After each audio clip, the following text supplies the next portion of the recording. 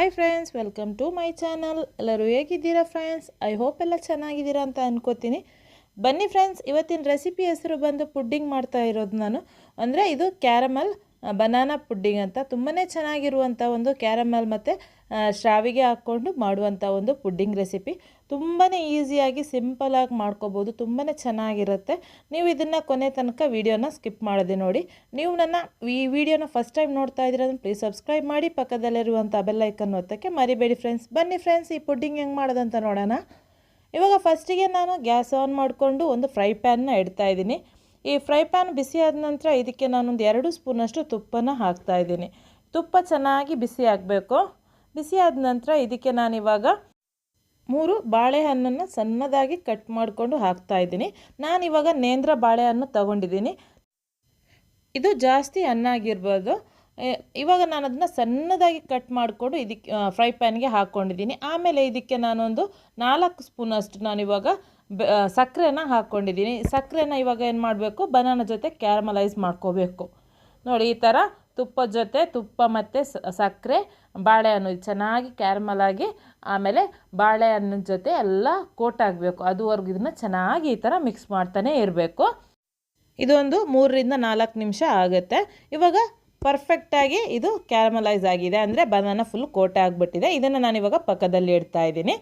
ಇವಾಗ ಮತ್ತೆ gas on ಮಾಡ್ಕೊಂಡು ನಾನಿವಾಗ ಒಂದು ಬಾಣಲಿನ ಇಡ್ತಾ ಇದ್ದೀನಿ. ಈ ಬಾಣಲಿ ಒಂದು ಸ್ವಲ್ಪ ಬಿಸಿ ಆದ ನಂತರ ಇದಕ್ಕೆ ಒಂದು 2 ಸ್ಪೂನಷ್ಟು ತುಪ್ಪನ ಹಾಕ್ತಾಯಿದ್ದೀನಿ. ನೀವು ಬೇಕಾದರೆ ಒಂದು ಸ್ವಲ್ಪ ಜಾಸ್ತಿನೂ ತುಪ್ಪ ಹಾಕೋಬಹುದು. ತುಪ್ಪ ಚೆನ್ನಾಗಿ ಬಿಸಿ ಆದ ನಂತರ ಇದಕ್ಕೆ ನಾನಿವಾಗ ಡ್ರೈ ನಟ್ಸ್ನ ಹಾಕ್ತಾಯಿದ್ದೀನಿ. ನಾನು ಬರೀ ಗೋಡಂಬಿನ ಇದಕ್ಕೆ ಹಾಕ್ತಾಯಿದ್ದೀನಿ. ಅಂದರೆ ನೀವು ಬೇಕಂದರೆ ಇದಕ್ಕೆ ಕಪ್ಪು ದ್ರಾಕ್ಷಿ ಎಲ್ಲ ಬರುತ್ತಲ್ಲ, ಅದನ್ನು ಕೂಡ ಹಾಕೋಬಹುದು.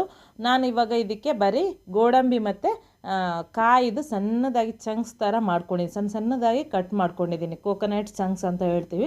ಅದನ್ನು ಹಾಕ್ಕೊಂಡು ಇದನ್ನು ಚೆನ್ನಾಗಿ ಕಲರ್ ಚೇಂಜ್ ಆಗುವವರೆಗೂ ಇದನ್ನು ಮೀಡಿಯಮ್ ಫ್ಲೇಮಲ್ಲಿ ಇದನ್ನು ಫ್ರೈ ಮಾಡ್ಕೋಬೇಕು.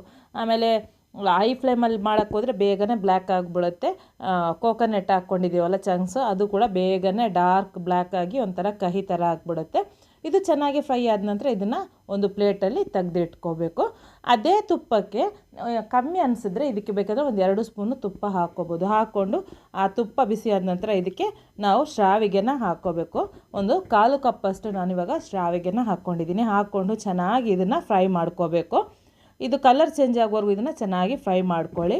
ಆಮೇಲೆ ಇದಕ್ಕೆ 2 ಕಪ್ಪಷ್ಟು ಇದಕ್ಕೆ ಹಾಲನ್ನ ಹಾಕ್ಕೋಬೇಕು. ನೀವು 1/4 ಕಪ್ಪಷ್ಟು ಶಾವಿಗೆ ತಗೊಂಡ್ರೆ 2 ಕಪ್ಪಷ್ಟು ಇದಕ್ಕೆ ಹಾಲನ್ನ ಹಾಕ್ಕೊಂಡು ಇದನ್ನು ಚೆನ್ನಾಗಿ ಬೇಯಿಸ್ಕೋಬೇಕು. ಶಾವಿಗೆ ಚೆನ್ನಾಗಿ ಬೇಯುವವರೆಗೂ ಇದನ್ನು ಬೇಯಿಸ್ಕೋಬೇಕು.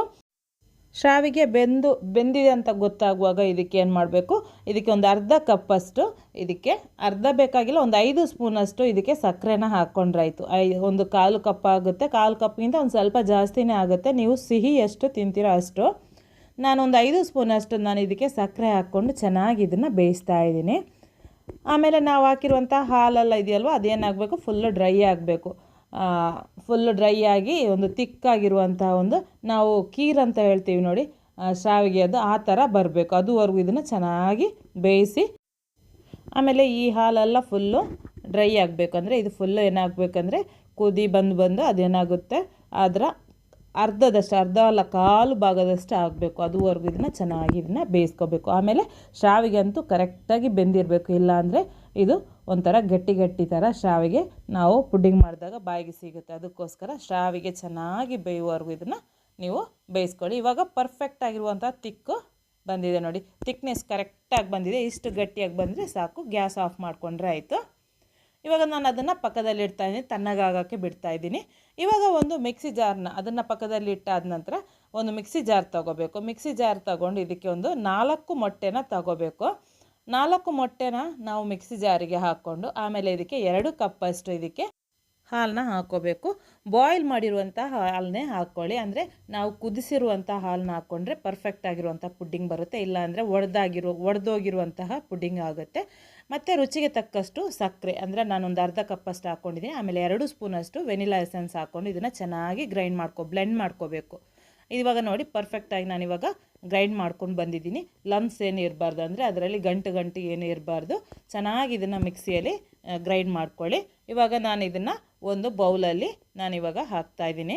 ನೀವು ಈ ಥರ ಸೋರಿಸುವಂಥ ಪಾತ್ರೆ ಇಟ್ಕೊಂಡು ಇದನ್ನು ನೀವು ಸ್ಟ್ರೈನ್ ಮಾಡ್ಕೋಬೇಕು. ಅಂದರೆ ಇದರಲ್ಲಿ ಯಾವುದೇ ಲಮ್ಸ್ ಆಗಲಿ ಅಂದರೆ ಮೊಟ್ಟೆದಲ್ಲ ಅದರಲ್ಲಿ ವೇಸ್ಟೆಲ್ಲ ಇರುತ್ತಲ್ಲ ಅದೆಲ್ಲ ಇವಾಗ ಸ್ಟ್ರೈನ್ ಆಗಿ ಹೋಗುತ್ತೆ.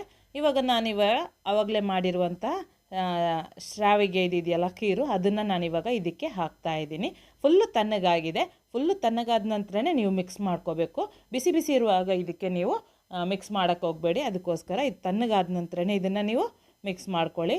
ಇವಾಗ ನಾನು ಕ್ಯಾರಮಲ್ ಮಾಡಿರುವಂತಹ ಬನಾನಾ ಇದೆಯಲ್ವ ಅದನ್ನು ಕೂಡ ನಾನು ಇದಕ್ಕೆ ಹಾಕ್ತಾಯಿದ್ದೀನಿ. ಆಮೇಲೆ ನಾನು ಫ್ರೈ ಮಾಡಿರುವಂತಹ ಗೋಡಂಬಿ ಮತ್ತು ಚಂಕ್ಸ್ ಫ್ರೈ ಮಾಡಿರುವಂಥ ಅದನ್ನು ಕೂಡ ಹಾಕ್ಕೊಂಡು ಇದನ್ನು ಚೆನ್ನಾಗಿ ಮಿಕ್ಸ್ ಮಾಡ್ಕೋಬೇಕು. ಅಂದರೆ ಒಂದು ಸ್ವಲ್ಪನೂ ಇದು ಅಲ್ಲಲ್ಲಿ ಇದಾಗಬಾರ್ದು, ಅಂದರೆ ಗಟ್ಟಿಯಾಗಿರುವಂಥದ್ದು ಸಿಗಬಾರ್ದು. ಅದಕ್ಕೆ ಫುಲ್ಲು ಚೆನ್ನಾಗಿ ಮಿಕ್ಸ್ ಆಗುವವರೆಗೂ ಇದನ್ನು ಚೆನ್ನಾಗಿ ಮಿಕ್ಸ್ ಮಾಡ್ಕೊಳ್ಳಿ. ಇವಾಗ ಎಲ್ಲ ಫುಲ್ಲು ಮಿಕ್ಸ್ ಆಯಿತು. ಇದಕ್ಕೆ ನಾನು ಏಲಕ್ಕಿ ಪೌಡ್ರನ್ನು ಕೂಡ 1 ಸ್ಪೂನಷ್ಟು ಹಾಕ್ಕೊಂಡಿದ್ದೀನಿ. ಹಾಕ್ಕೊಂಡು ಆಮೇಲೆ ಚೆನ್ನಾಗಿ ಮಿಕ್ಸ್ ಮಾಡಿ ಇದನ್ನು ನಾನಿವಾಗ ನಾವು ಪುಡಿಂಗ್ ಮಾಡುವಂತಹ ಮೋಲ್ಡ್ ಬರುತ್ತಲ್ವ, ಆ ಮೋಲ್ಡಿಗೆ ನಾನಿವಾಗ ಹಾಕ್ತಾಯಿದ್ದೀನಿ. ಅಂದರೆ ಇದು ಮೋಲ್ಡಿಗೆ ಏನು ಮಾಡಬೇಕಂದ್ರೆ ಫಸ್ಟಿಗೆ ಸ್ವಲ್ಪ 1 ಸ್ಪೂನಷ್ಟು ತುಪ್ಪ ಹಾಕ್ಕೊಂಡು ಚೆನ್ನಾಗಿ ಅದನ್ನು ಬ್ರಷ್ ಮಾಡ್ಕೋಬೇಕು. ನೋಡಿ ಈ ಥರ ನಾನು ತೋರಿಸ್ತಾ ಇದ್ದೀನಿ. ನೋಡಿ ಈ ಥರ ಚೆನ್ನಾಗಿ ಬ್ರಷ್ ಮಾಡ್ಕೋಬೇಕು. ಅಂದರೆ ಸೈಡಿಗೆಲ್ಲ ಚೆನ್ನಾಗಿ ನೀವು ಬ್ರಷ್ನ ಈ ಥರ ತುಪ್ಪದಲ್ಲಿ ಬ್ರಷ್ ಮಾಡ್ಕೋಬೇಕು. ಅಂದರೆ ನಾವು ಬೇಯಿಸುವಾಗ ಏನಾಗುತ್ತೆ, ನಾವು ಹಾಕಿರುವಂಥ ಪುಡ್ಡಿಂಗ್ ಮಿಕ್ಸ್ಚರ್ ಇದೆಯಲ್ವ ಅದು ಅಂಟ್ಕೋಬಾರ್ದಂತ. ನಾವು ತೆಗಿವಾಗ ಪುಡ್ಡಿಂಗ್ ತೆಗಿತೀವಲ್ವ ಅವಾಗ ನಾವು ಈಸಿಯಾಗಿ ರಿಮೂವ್ ಆಗಲಿ ಅಂತ ಹೇಳಿ ಪುಡ್ಡಿಂಗ್ ಮೋಲ್ಡಿಂದ ಈ ಥರ ನಾವು ಬ್ರಷ್ ಮಾಡಿಕೊಂಡು ನಾವು ಪುಡ್ಡಿಂಗ್ ಮಿಕ್ಸ್ಚರ್ನ ಹಾಕೋದು. ಇವಾಗ ನೋಡಿ ನಾನು ಮಿಕ್ಸ್ಚರ್ನ ಹಾಕ್ತಾಯಿದ್ದೀನಿ. ಇದನ್ನು ನಾನಿವಾಗ 2 ಬೌಲ್ಗೆ ಹಾಕ್ತಾಯಿದ್ದೀನಿ. ನೀವು ಬೇಕಂದ್ರೆ ಒಂದು ಸ್ವಲ್ಪ ದೊಡ್ಡ ಮೋಲ್ಡ್ ಇದ್ದರೆ ದೊಡ್ಡ ಮೋಲ್ಡ್ಗೆ ಹಾಕ್ಕೊಂಡ್ರಾಯ್ತು ಪುಡ್ಡಿಂಗ್ ಮೋಲ್ಡು. ನಾನಿವಾಗ ಸಣ್ಣ 2 ಪುಡ್ಡಿಂಗ್ ಪಾತ್ರೆಗೆ ಹಾಕ್ತಾಯಿದ್ದೀನಿ. ಹಾಕ್ಕೊಂಡು ಇವಾಗ ನೋಡಿ ಇದನ್ನು ನಾನಿವಾಗ ಸಿಲ್ವರ್ ಫೈಲಲ್ಲಿ ಇದನ್ನು ನಾನು ಫುಲ್ಲು ಕವರ್ ಮಾಡ್ಕೋತಾ ಇದ್ದೀನಿ. ಅದಕ್ಕಿಂತ ಮುಂಚೆ ನಾನು ಆವಾಗಲೇ ಫ್ರೈ ಮಾಡಿರುವಂತಹ ಬನಾನಾ ಇದೆಯಲ್ವ ಅದನ್ನು ನಾನಿವಾಗ ಒಂದು ಸ್ವಲ್ಪ ಮೇಲ್ಗಡೆ ಹಾಕ್ತಾಯಿದ್ದೀನಿ. ಒಂಥರ ಟೇಸ್ಟ್ ಚೆನ್ನಾಗಿ ಬರುತ್ತೆ. ಈ ಥರ ಮೇಲ್ಗಡೆ ಕ್ಯಾರಮಲ್ ಬನಾನನ ಹಾಕ್ಕೊಂಡ್ರೆ ತುಂಬಾ ಚೆನ್ನಾಗಿರುವಂಥ ಟೇಸ್ಟ್ ಕೊಡುತ್ತೆ. ಆಮೇಲೆ ಇದನ್ನು ನಾನು ಕ್ಲೀನಾಗಿ ಸಿಲ್ವರ್ ಫೈಲಿಂದ ಇದನ್ನು ನಾನಿವಾಗ ಕವರ್ ಮಾಡಿಕೊಂಡು ಇದನ್ನು ಸ್ಟೀಮ್ ಮಾಡ್ತಾಯಿದ್ದೀನಿ. ಈ ಥರ ಸ್ಟೀಮರಲ್ಲಿ ನಿಮ್ಮ ಮನೆಯಲ್ಲಿ ಯಾವ ಥರ ಸ್ಟೀಮರ್ ಇದೆ ಅದರಲ್ಲಿ ಇದನ್ನು ಇಟ್ಟು ಇದನ್ನು ಒಂದು 30 ನಿಮಿಷ ಮೀಡಿಯಮ್ ಟು ಹೈ ಫ್ಲೇಮಲ್ಲಿ ಮಾಡೋಕ್ಕೆ ಹೋಗಬೇಡಿ. ಮೀಡಿಯಮ್ ಟು ಲೋ ಫ್ಲೇಮಲ್ಲಿ ಒಂದು 30 to 35 ಮಿನಿಟ್ಸ್ ಇದನ್ನು ನೀವು ಬೇಕ್ ಮಾಡ್ಕೋಬೇಕು. ಇವಾಗ ನಾನು ಇದನ್ನು 30ರಿಂದ 35 ನಿಮಿಷ ಇದನ್ನು ಬೇಯಿಸಿದ ನಂತರ ಇದನ್ನು ನಾನಿವಾಗ ತೆಗೆದು ಆಮೇಲೆ 1 ಗಂಟೆ ನಾನು ಇದನ್ನು ಫ್ರಿಜ್ಜಲ್ಲಿಟ್ಟು ತಣ್ಣಗಾದ ನಂತರ 1 ಗಂಟೆ ಫ್ರಿಜ್ಜಲ್ಲಿಟ್ಟು ಅದನ್ನು ನಾನಿವಾಗ ಡಿಮೋಲ್ಡ್ ಮಾಡ್ತಾಯಿದ್ದೀನಿ. ನೋಡಿ ಇವಾಗ ಪರ್ಫೆಕ್ಟ್ ಆಗಿರುವಂಥ ಒಂದು ಪುಡ್ಡಿಂಗ್ ರೆಡಿಯಾಗಿದೆ. ಇದನ್ನು ನಾನಿವಾಗ ಸೈಡೆಲ್ಲ ಬಿಡಿಸ್ತಾ ಇದ್ದೀನಿ. ನೋಡಿ ಅಂದರೆ ಇದು ಕ್ಲೀನಾಗಿ ಓಪನ್ ಆಗಿ ಬರಬೇಕಲ್ವ, ಅದಕ್ಕೋಸ್ಕರ ನೋಡಿ ಇವಾಗ ಪರ್ಫೆಕ್ಟ್ ಆಗಿರುವಂಥ ಒಂದು ಪುಡ್ಡಿಂಗ್ ರೆಡಿ ಆಯಿತು. ತುಂಬಾ ಚೆನ್ನಾಗಿರುತ್ತೆ. ನೀವು ಮನೇಲಿ ಒಂದು ಸಲ ಇದನ್ನು ಟ್ರೈ ಮಾಡಿ ನೋಡಿ. ಇವಾಗ ನಾನು ಇದನ್ನು ಡಿಮೋಲ್ಡ್ ಮಾಡ್ತಾಯಿದ್ದೀನಿ. ನೋಡಿ ಎಷ್ಟು ಚೆನ್ನಾಗಿ ಕ್ಲೀನಾಗಿ ಬಂದಿದೆ ಅಂದರೆ ನಾವು ಒಂದು ಸ್ವಲ್ಪನೂ ನಮ್ಮ ಮೋಲ್ಡಿಗೆ ಅಂಟ್ಕೊಂಡಿಲ್ಲ, ಕ್ಲೀನಾಗಿ ಎಲ್ಲ ಬಿಟ್ಕೊಂಡು ಬಂದಿದೆ. ಆಮೇಲೆ ನಾನು ಆವಾಗಲೇ ಮಾಡಿರುವಂಥ ಕ್ಯಾರಮಲ್ ಮಾಡಿರುವಂತಹ ಬನಾನಾ ಇತ್ತಲ್ಲ ಅದನ್ನು ನಾನಿವಾಗ ಮೇಲ್ಗಡೆ ನಾನು ಇದನ್ನು ಡೆಕೋರೇಷನ್ ಮಾಡ್ತಾಯಿದ್ದೀನಿ. ನೋಡಿ ನೀವು ಬೇಡ ಅಂದರೆ ಅದನ್ನು ಸ್ಕಿಪ್ ಮಾಡ್ಕೋಬೋದು. ನಾನು ಇದನ್ನು ಇವಾಗ ಈ ಥರ ಕ್ಯಾರಮಲ್ ಮಾಡಿರುವಂತಹ ಬನಾನಾ ಹಾಕ್ಕೊಂಡು ಇದನ್ನು ಸರ್ವ್ ಮಾಡೋಕ್ಕೆ ರೆಡಿ. ತುಂಬಾ ಟೇಸ್ಟಿಯಾಗಿರುವಂಥ ಒಂದು ಸಿಂಪಲ್ ಆಗಿರುವಂಥ ಒಂದು ರೆಸಿಪಿ. ನೀವು ಬೇಕಂದರೆ ಇದ್ರ ಮೇಲ್ಗಡೆ ಕ್ಯಾರಮಲ್ ಮಾಡಿರುವಂಥ ಡ್ರೈ ಫ್ರೂಟ್ಸ್ ಎಲ್ಲ ಇರುತ್ತಲ್ಲ ಅದನ್ನು ಕೂಡ ಈ ಥರ ಮೇಲ್ಗಡೆ ಹಾಕ್ಕೊಂಡು ನೀವು ಇದನ್ನು ಸರ್ವ್ ಮಾಡ್ಕೋಬೋದು. ತುಂಬಾ ಚೆನ್ನಾಗಿರುತ್ತೆ. ನೀವು ಇದನ್ನು ಮನೆಯಲ್ಲಿ ಒಂದು ಸಲ ಟ್ರೈ ಮಾಡಿ ಇದು ಹೆಂಗಾಯಿತು ಅಂತ ನನಗೆ ಕಮೆಂಟ್ ಬಾಕ್ಸಲ್ಲಿ ಒಂದು ಕಮೆಂಟ್ ಹಾಕೋಕ್ಕಂತೂ ಮರೀಲೇಬೇಡಿ ಫ್ರೆಂಡ್ಸ್. ಈ ವಿಡಿಯೋನ ನಿಮ್ಮ ಫ್ಯಾಮಿಲಿ ಫ್ರೆಂಡ್ಸ್ ರಿಲೇಟಿವ್ಸ್ಗೆ ಎಲ್ಲರಿಗೂ ಶೇರ್ ಮಾಡಿ. ಹಾಗೆಯೇ ಈ ವಿಡಿಯೋಗೆ ಒಂದು ಲೈಕ್ ಕೊಡಲಿಕ್ಕಂತೂ ಮರೀಲೇಬೇಡಿ.